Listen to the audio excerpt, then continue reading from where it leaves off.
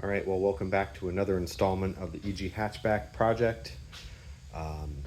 Car's been sitting for a while. My main focus after finishing up the front and rear suspension has been turned to getting the dash reinstalled so I can get this thing fired up and running. So a couple of months ago, something popped up on somebody selling some parts on Instagram, and they were selling an entire interior out of a 95 SI hatchback, black interior. So I jumped on the opportunity to purchase the entire complete interior with the hopes of converting my blue interior to fully black interior. So I got everything: body panels, carpet, e-brake, oh shit handles, dashboard, sort of a little bit of everything, including the seats, front and rear seat belts, pretty much everything to do a fully black interior swap. So where I'm kind of stuck on this project has been with the dashboards, and that's what I'm going to try to continue and finish in this video today. So here closest to camera is the blue dashback out of the CX model. A couple of the differences with the CX model is, well, it's blue, but it also does not have a passenger airbag for the 92 model year, which makes a very nice clean dash across the front. Cut to the black SI dash out of the 95 Civic Hatchback, which is in really good shape in terms of the vinyl and everything, but it does have a huge hole where the airbag needs to go. Now, I did get the airbag and the panel that goes with this, but unfortunately, I don't think the CX model actually has a way to hook up the passenger airbag since it wasn't offered in 92, so I don't have a airbag cable to attach it to. I could take the airbag off and just put the panel back on top here, but again, it's not as clean looking if then there's a SRS airbag patch in the middle of your dash. The most disappointing thing about this dash was that it did come pre-cracked from the previous owner. I tried to repair a couple of cracks, but honestly, I've been so frustrated with this part of the project because every time I touch something on this dash, another plastic piece snaps and breaks off and falls to the ground. These were all complete when I got this, and just by way of working on this and turning it upside down to access underneath, things have cracked even more and more. Cut to me trying to remove the VIN plate as sort of a last order of business before I was going to finish this and put this back into the car. And upon trying to drill out the rivets for the VIN plate, it caught and spun this end of the VIN plate and just completely shattered this part of the dash. I made peace with the shattered dash and tried to epoxy it back together.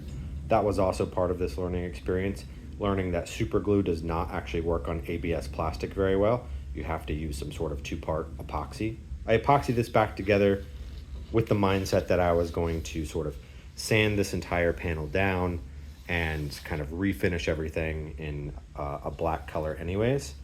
But unfortunately, while I had this dash tipped forward and laying on this stand, I didn't realize that I put a massive pressure ding right in the front of the dash. So I'm writing off the black SI dash from the 95 Civic Hatchback. I'm not going to use this for other than parts currently. So as you can see, I've already taken out the gauge surround and the black vents, which I will be porting over to the old dash. And down below is the bezel for the SI dash, and up top is the one for the CX dash. The SI dash had a hole drilled in the front of it, so I will be keeping my CX dash bezel here. I've also, over time, sourced all the repaired blank buttons that I need to make this dash as clean as possible. Most of the time, these panels are pre-drilled out by the previous owner with some sort of LED flashing light for a Viper alarm from the 90s or something like that. So I've been able to source clean button panels for all this. And down below here, we have the SI, the gauge bezel, and here's the CX gauge bezel up here. I am going to use the SI gauge bezel just because there's less broken AC ventilations, and the black plastic is a little cleaner and better shape. I think I am just going to go full blanks on everything. So I'm not going to transfer over the clock, which did come in the CX model. I think I'm going to rock the blank panel going forward. So I just have a fully clean blanked out dash.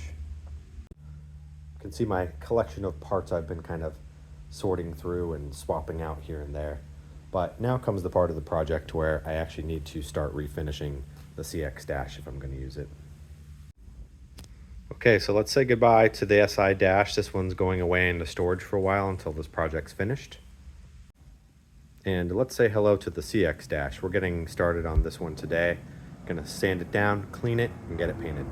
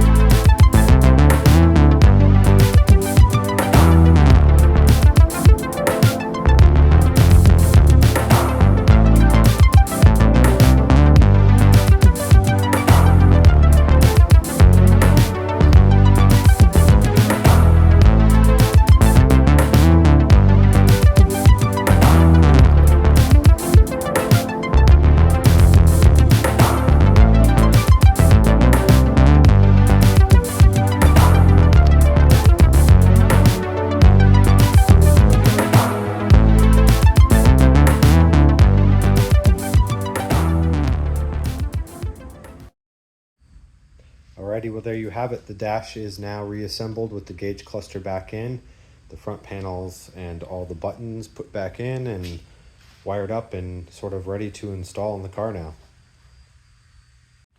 I just gotta say, working with this stuff is so incredibly frustrating. Every piece is so fragile.